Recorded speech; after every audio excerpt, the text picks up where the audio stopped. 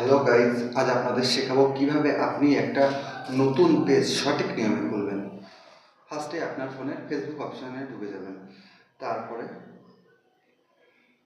দেখতে পাচ্ছেন স্ক্রিনে আমি কীভাবে কাজ করছি, আপনারাও ঠিক একইভাবে কাজ করবেন। তারপরে থ্রি ডটে চাপ দেবেন। তারপরে দেখতে পাচ্ছেন পেজ, এই পেজ অপশানটায় চাপ দেবেন। তারপরে ওপরে দেখতে পাচ্ছেন ক্রিয়েটে চাপ দিচ্ছেন।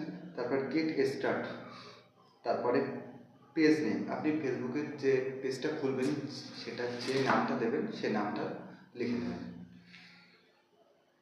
আমি যেমন লিখে নিচ্ছি শুভ।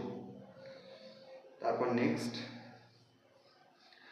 তারপরে আপনি কোন বিষয় রিলেটেড ভিডিও বানাবেন সেই বিষয় এখানে সিলেক্ট করে দেবেন, তাহলে হলো।